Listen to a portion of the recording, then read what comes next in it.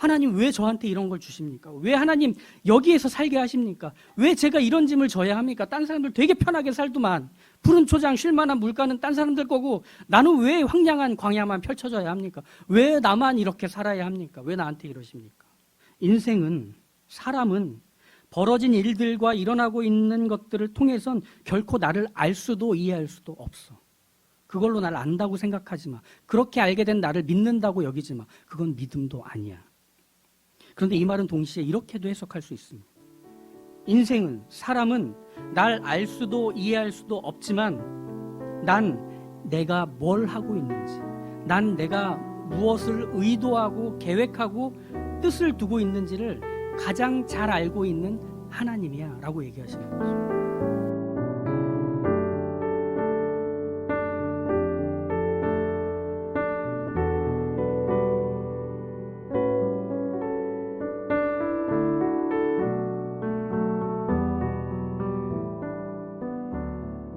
여름 성경학교 준비를 하는데 이제 여름 성경학교에서는 가기 전에 공지를 하는 뭐랄까요, 그 가정통신문 예전에 하면 그걸 이제 종이로 해서 보내줬거든요.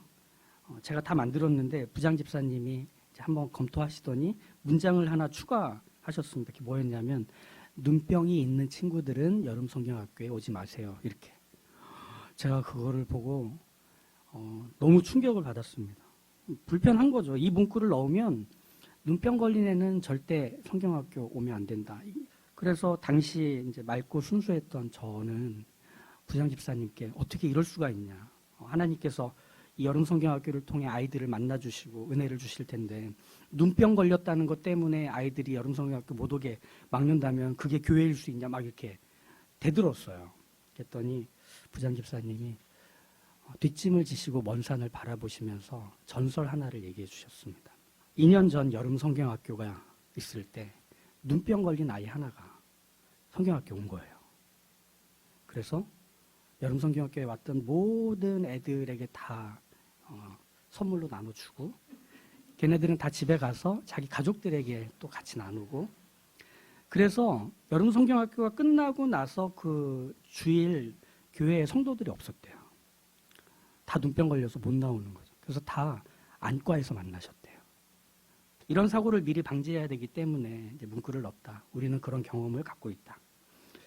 근데 눈병 걸린 애가 그 가정통신문을 보고 저에게 찾아와서 전도사님 저 눈병 걸렸으니까 성경학교도 못 가고 은혜도 못 받는 건가요? 이렇게 물어보면 답할 게 없잖아요. 하나님이 너한테 줄 은혜는 없으신가 봐. 그래서 눈병을 갖게 하신 거지. 돌아가렴. 이렇게 해야 되는 걸까요? 차라리 그냥 아유 평소에 좀 잘 씻지 관리 좀 하지 이렇게 하고 그냥 가면 되는데 여름 성경학교와 눈병을 이어버리니까 아이들한테는 하나님에 대한 어떤 오해를 만들어 줄 수 있는 거죠. 나병이 그랬습니다. 율법에서 이 나병에 걸리면 자기 입으로 병이 난 걸 스스로 알리도록 했습니다. 그리고 가족과 사회로부터 철저하게 차단을 시키도록 이 율법, 규례가 정해져 있었죠. 그런데 이 나병에 걸리게 되면 무엇보다 가장 힘든 게 뭐냐면 격리되는 것보다 더 힘든 것이 하나님께서 이 나병을 부정하다고 하셨다는 사실, 그것이 이 병에 걸린 사람들이 제일 힘들어하는 부분이었습니다. 격리 조치를 당하고 제사장은 그들의 상태를 살펴서 나병인 게 확실하면 격리와 단절을 명령하신 그게 하나님이셨기 때문이죠. 절대 나의 백성들 안에 들여놓을 수 없다. 그래서 나병에 걸리면 나을 때까지 하나님과 사람에게서 격리되는 외롭고 더없이 억울한 병이 바로 이 나병이라는 병이었습니다. 오늘 우리가 보는 이 내용에서도 그 병에 걸린 한 사람이 등장을 해요. 그 사람은 격리되어 있었을 것이고 자기의 가족들과 자기의 친구들로부터 멀리 떨어져 혼자 살고 있었을 겁니다. 그러다 보니 이 나병 환자를 예수님께 데려와서 고치게 해줄 사람은 아무도 없는 겁니다.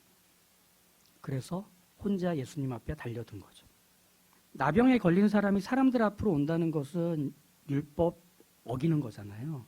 근데 그걸 감수하고도 이 사람이 뛰쳐들어와서 예수님께 고쳐달라고 깨끗하게 해달라고 하죠. 그런데 이 나병 환자의 바람은 다만 병이 낫는 것 하나만 아니었습니다. 왜 내게 이런 일이 일어나게 하신 건가요? 과연 이 병을 주신 건 하나님의 뜻이었나요? 라고 하는 것에 대한 하나님의 답을 듣고 싶은 겁니다. 저에게 이 병을 주셔서 이렇게 괴롭고 외롭게 살게 하셨는데 그게 정말 하나님이 주신 게 맞나요? 그러면 하나님 이 병을 낫게 해 주십시오. 그래서 저를 고치신 것도 하나님이라는 걸 제가 알아서 하나님이 나를 위하신다는 걸 확인하게 좀 해 주십시오. 라고 하는 의도입니다. 그게 바로 원하시면이 되는 거죠. 예수님은 이런 나병 환자의 마음, 모습을 보시며 불쌍히 여기십니다. 개역 한글 성경에서는 민망히 여겼다라고 표현합니다. 민망히 여기셨다라고 하는 표현은 날카로운 칼로 배를 찌르는 것과도 같은 통증을 느끼셨다는 겁니다. 이 나병 환자가 바라는 그 기대, 그 원하는 게 뭔지를 예수님이 가장 잘 알고 계셨기 때문이죠. 하나님의 뜻을 의심할 수밖에 없다는 거. 나에게 병 걸리게 하신 게 하나님이란 말인가 하는 거죠. 그리고 하나님이 날 버리신 게 아니라는 걸 확인해야 할 정도로 지금 이 사람은 하나님에 대해서 너무 모르고 있다는 거. 이게 예수님께 슬픔이 되는 겁니다. 그래서 이 땅에 예수님 계실 때 사람들을 보며 민망히 여기셨다, 마음 아파하셨다라고 하는 모든 그 예수님의 마음은 이런 의미를 갖고 있는 거죠. 하나님을 모르고 있기 때문에 의심하게 되고, 그렇기 때문에 계속 하나님을 확인하고 싶은 바로 그 상태가 예수님께는 눈물이고 안타까움이었던 겁니다. 그들은 하나님을 모르고 있다 하는 사실 때문이죠. 나병 환자의 모습처럼 모든 사람들은 그렇게 하나님께 확인받고 싶어 합니다. 어려운 일이 있을 때, 내가 극복할 수 없는 문제들을 마주할 때, 정말 힘든 상황에서 할 수밖에 없는 그 한숨처럼 나오는 질문이기도 한 게 바로 이것 아닙니까? 이게 정말 하나님 뜻입니까? 하나님, 여기까지만 힘들고 이다음부터 괜찮은 거죠? 잠깐만 이런 거죠? 라고 우리는 하나님 맞나요? 이거 하신 게 하나님인가요? 그렇게 질문하고 그렇게 하나님의 뜻을 묻는 건 하나님을 아는 것처럼 보여요. 그렇죠? 하지만 하나님을 알면서 어떻게 하나님을 의심하고 하나님이 하시는 일들이 불안해서 계속 하나님께 확인받으려고 하는 걸까? 그건 오히려 하나님을 모르기 때문이 아닐까요? 그분의 뜻, 그분이 일하시는 그것이 무엇인지를 모르기 때문에 의심하고 불안할 수밖에 없는 거겠죠. 하나님이 어떤 분인지, 그리고 날 어떻게 생각하시는지를 우리가 알 수 있는 방법, 사람이 알 수 있는 방법은 내가 지금 처해 있는 이 상황, 내가 당면한 이 현실로 하나님이 어떤 분이신지를 아는 게 우리의 대부분의 모습인 겁니다. 하나님을 아는 근거, 기준은 내가 처해 있는 상황과 형편, 이 현실을 통해서 알게 되더라는 거죠. 나병 환자는 예수님께서 깨끗하게 하셨을 때, 즉 나병이 나았을 때 하나님이 날 버리신 게 아니라고 확인합니다. 나은 지금의 상태가 하나님이 누구신지를 확인하게 해준 겁니다. 날 깨끗하게 하신 하나님, 회복시키신 하나님, 날 다시 원래의 자리에 돌려놓으신 하나님, 나를 고치신 하나님을 찬양하고 내가 직접 경험한, 그래서 알게 된 하나님을 알려주려고 이 나병 환자가 막 돌아다니면서 얘기한 거잖아요. 45절에. 하지만 이 사건은 기분 좋게 매듭지어지지 않는 사건입니다. 왠지 아세요? 예수님이 이 나병 환자를 고치신 후에 이렇게 얘기하시거든요. 이르시되 삼가 아무에게 아무 말도 하지 말고 가서 내 몸을 제사장에게 보이고 내가 깨끗하게 되었으니 모세가 명한 것을 드려 그들에게 입증하라 하셨더라. 근데 이걸 이 나병 환자가 지켰나요? 안 지켰잖아요. 그러니까 이 사건은 뭔가 이렇게 찝찝한 사건이에요. 병은 낫는데 말은 안 들은. 그죠? 근데 오히려 우리에게는 좀 낯선 게 예수님이 왜 이런 얘기를 하셨는지에 대해서, 그리고 게다가 그걸 그냥 말씀하신 게 아니라 엄하게 경고하셨어요. 너 반드시 그래야 된다라고 하셨어요. 그러니까 우리한테는 더 이렇게 좀 어색한 거예요. 병 나으면 된 거 아니에요? 하나님이 나병 환자를 결코 버리신 적 없다는 걸 나병 환자가 확인하면 된 거 아니에요? 병이 나은 걸 통해서 역시 하나님은 내 하나님이셨어. 한 번도 나를 잊지 않으셨어. 이렇게 확인하면 우리 다 해피한 거 아니에요? 오늘 본문에서 그렇게만 확인하고 끝내도 되잖아요. 그죠? 그리고 다 우리 맛있게 점심 먹으면 되잖아요. 오늘 오삼불고기 나왔던데 야호 되잖아요. 근데 왜 예수님은 경고를 하셨던 걸까? 자, 왜 예수님이 이런 것들을 얘기하시느냐면 사람은 내가 당면한 지금의 현실로만 하나님의 뜻과 하나님의 일하심을 이해하려는 모든 그 속성들, 그것들을 포기하게 만드시는 의도였던 겁니다. 아까 말씀드렸던 것처럼 나병 환자는 깨끗해진 후에 이렇게 외치고 다녔을 거예요. 나를 버리신 적이 없는 하나님이었어. 나를 이렇게 깨끗하게 해주신 걸 보니 하나님은 늘 나를 위하시는 하나님이었어라고 얘기하고 다녔을 거예요. 그렇죠? 누구나 그런 하나님에 대한 이야기를 듣고 싶을 겁니다. 그리고 나병 환자의 기적은 그 사람들에게 분명하고 직접적인 증거가 되었을 겁니다. 그런데 예수님은 그걸 막아서서 네가 병이 나은 것, 그것은 네가 병에 걸렸을 때처럼 그 하나님이 너에게 어떤 하나님이신지 이해하고 납득하려고 하지 마라 라고 하는 걸 가르치시는 내용인 겁니다.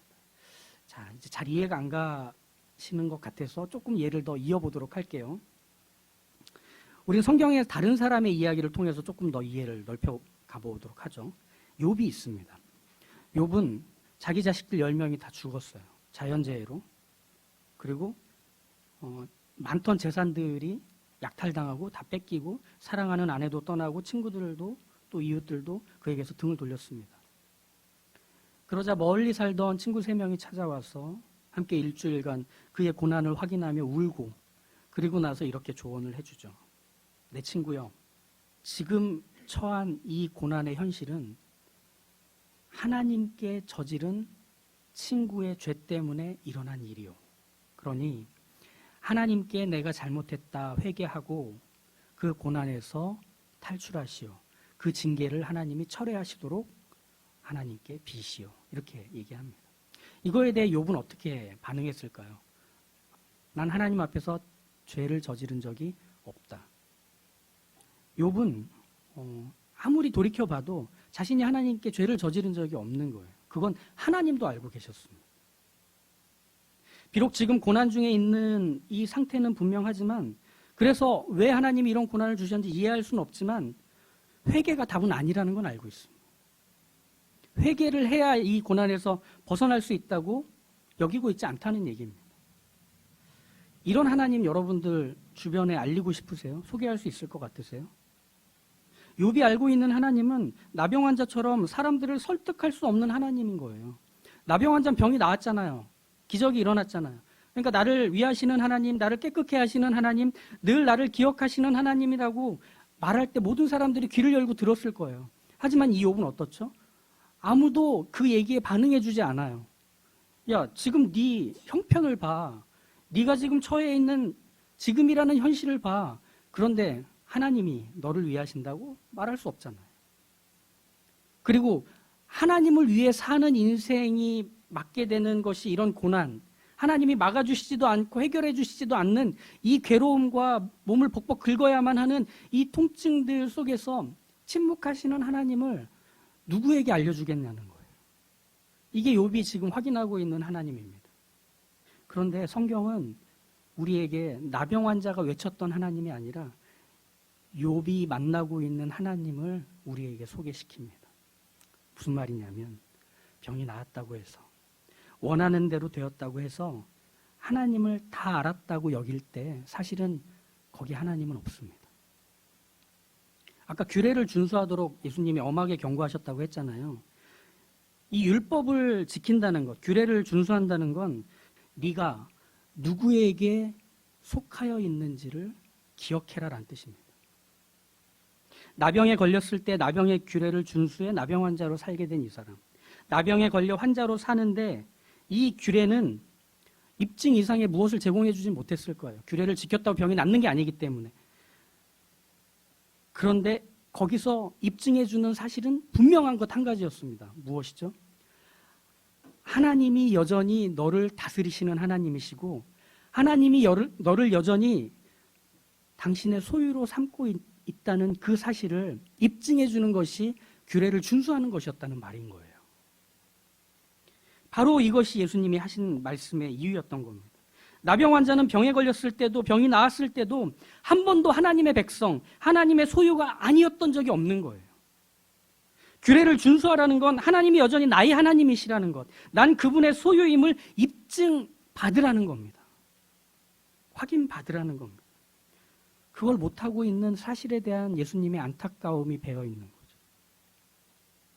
병이 나았을 때 나를 도와주시고 나와 함께 하신 하나님이야. 그럼 또 병에 걸리거나 사고를 당하거나 어떤 문제에 있거나 가난 속에, 배고픔 속에 있을 때는 나를 버리신 하나님이야. 나를 기억해내지 않으시는 하나님이야. 내가 잘못한 것에 대해서 아주 따갑게 징계를 내리시는 하나님이야 라고 밖에 이해할 수 없는, 내 형편과 내 상황과 내 현실 속에서 밖에는 하나님을 볼 수밖에 없는 사람이라면 하나님은 늘 여러 모습으로 바뀔 수밖에 없습니다. 하지만 예수님이 소개하고 계시는 그 입증하신 것을 따라서 본다면 병에 걸렸을 때도 하나님이시고 병이 나은 지금도 여전히 하나님이신 겁니다.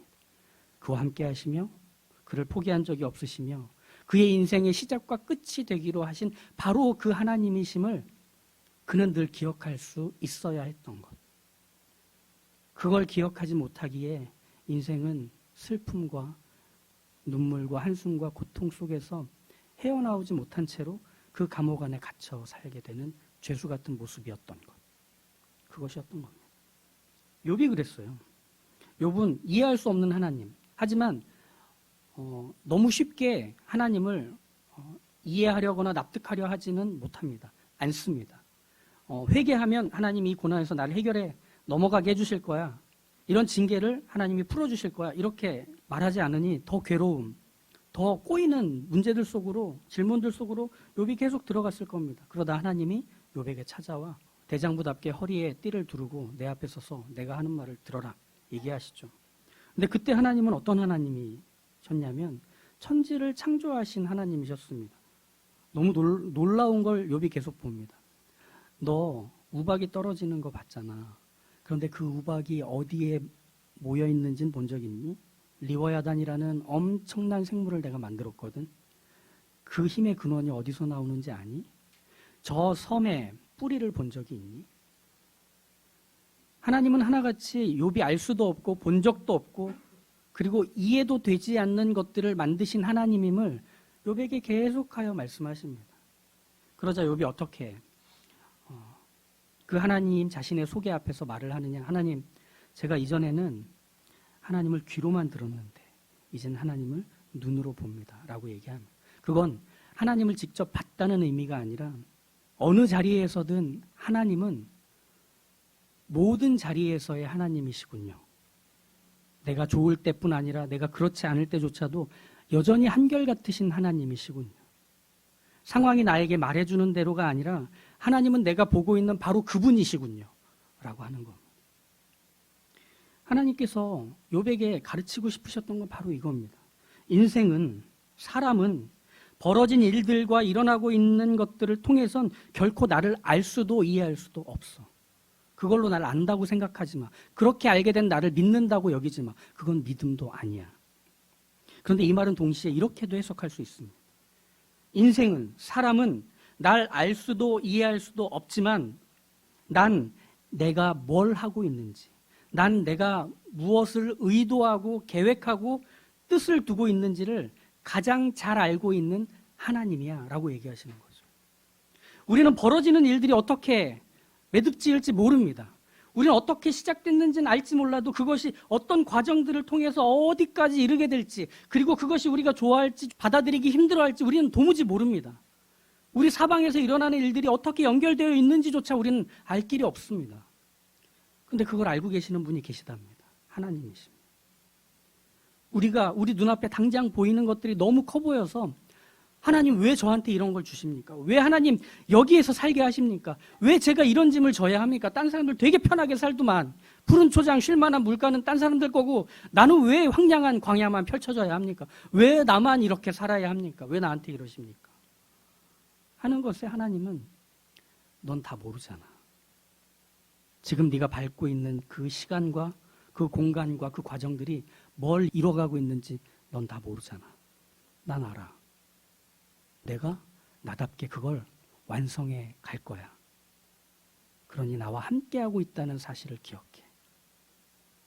내가 너를 붙들고 놓지 않고 있다는 사실을 잊지 마. 어떤 형편에서든 어떤 현실 속에서든. 그것이 욥이 되게 합니다. 욥기 마지막 장에서 욥은 이제 이 모든 고난의 시간들이 끝나고 그 다음의 이야기들이 펼쳐집니다. 자신을 떠났던 사람들이 되돌아옵니다. 욥이 가장 힘들 때 함께 해줬어야 되는 울타리가 되어줄 사람들이 다 도망을 쳤다가 욥이 다시 회복되고 나니 그 사람들이 돌아옵니다. 그리고 욥의 재산이 욥이 고난당했을 때보다, 그래서 약탈당하고 잃었을 때보다 2배 이상 불어납니다. 그리고 10명의 멋있고 아름다운 아들, 딸들이 다시 그와 함께 식탁에서 한 즐거움을 누리게 됩니다. 근데 우린 이걸 고난을 극복해낸 욥의 해피엔딩이라고 말합니다. 근데 사실 욥 자신을 생각해 볼까요? 그게 정말 행복했을지? 나를 배신한 사람들이 나에게 다시 돌아온다는 것, 그 얼굴도 보기 싫어요. 어떻게 내가 가장 힘들 때 내게 등을 보여줄 수 있는가라고 그 마음의 상처와 아픔이라는 것은 지워지지 않을 겁니다. 근데 그 사람들이 다시 돌아와서 헤헤 웃으면서 나하고 시간을 보낼 때 그 마음에서 진정시켜야 하는 어떤 감정의 요동함은 우리의 상상을 넘어설 것 같아요. 지금처럼 숫자로 되어 있는 자산이 아니라 당시의 자산은 다 실물이었습니다. 낙타가 100마리에서 200마리가 됐다. 양이 100마리에서 200마리가 됐다. 이건 일이 6배, 60배, 600배로 늘어났다는 얘기입니다. 양을 100마리 치던 내가 양을 200마리 쳐야 됩니다. 관리해야 될 게 너무나 많아지죠. 나이는 더 들었을 욥에게는 자기의 자산이 불어나는 게 그렇게 좋은 일일까요? 그건 자기가 쓸 게 아니에요. 자기 자식들한테 줄 거예요. 나이가 든 욥에겐 당연히 이 모든 것들은 누려야 될 게 아니라 넘겨줘야 될 것들 뿐이잖아요. 그 행복일까요?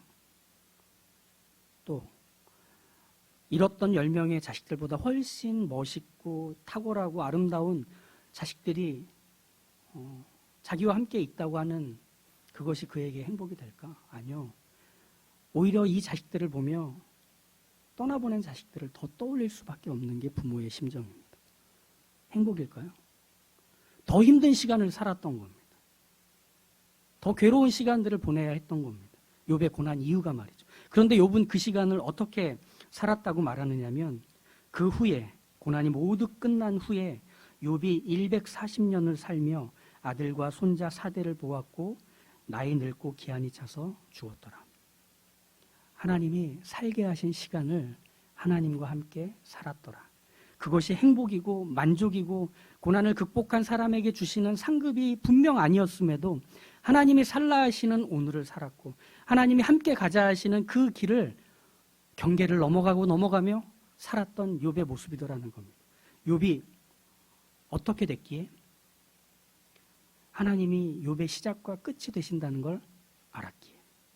고난에서의 하나님이 다르고 회복에서의 하나님이 다른 게 아니라 그 모든 걸 아우르시는 하나님이 한 분이시라는 걸 알았기에 지금의 자기에게 찾아온 현실 속에서 지금을 견디고 살아내며 여전히 함께 하시는 하나님과 발을 맞추고 있는 이 욥의 모습이야말로 진짜 믿음을 가진 사람의 모습 아닙니까? 우린 무엇을 해줘야만, 우린 무엇이 일어나야만 그게 하나님이 하신 거라고, 그걸 이루신 게 하나님이라고 여기고 싶어하는 경향이 얼마나 큰지 모릅니다. 하나님, 저한테 돈만 좀 주세요. 하나님, 저한테 실력만 좀, 천재적인 실력만 좀 주세요. 하나님, 저한테 건강을 주세요. 하나님, 저한테 기회를 좀 주세요. 그러면 제가 그걸 가지고 하나님께 영광을 돌리고 사람들에게 기쁨이 되고, 그리고 하나님의 나라를 이 땅에서 세우는 멋진 건축가로, 대사로 살아갈게요. 하나님, 우리에게 그걸 원하시는 게 아닙니다. 내 사랑하는 자야, 내가 지금 처음부터 끝까지 너와 함께하고 있는 하나님으로 너의 모든 걸 동원해서 나의 영광이 되게 만들 텐데 네가 겪고 있는 과정과 이 중간의 시간들이 너에게 결코 벅차다 해도 그게 끝은 아니야. 영광에 이르는 과정일 뿐이야. 내가 만들어가고 있어. 너는 몰라도 나는 다 알아. 그리고 내가 네 인생에서 한 번도 선하지 않았거나 열심이지 않았거나 널 사랑하지 않았던 적이 없다는 걸 기억한다면 나와 함께 가자. 나와 함께 살아내자. 이렇게 말씀하시는 하나님을 믿으며 가는 것이 우리의 믿음으로 살아가는 삶이 되는 것입니다. 연말입니다. 지나온 시간들이 아쉬운 것도 있고 후회되는 것도 있고 그리고 내년 어떻게 또 이어가야 하나 싶은 좀 막막함도 있을 테지만 우리의 모든 시간에서 하나님은 한결같으셨습니다. 그리고 우리에게서 일어나는 모든 것들의 결과를 다 아시는 분 역시 하나님이십니다. 그 하나님을 의지하십시오. 그 하나님을 기대하십시오. 그 하나님을 소망하십시오. 고단하고 지친 걸음이시겠지만 하나님이 우리에게 또 형언할 수 없는 새 힘을 주실 겁니다. 눈을 밝게 하시고 우리가 가야 할 길을 더욱 선명하게 보게 하실 것입니다.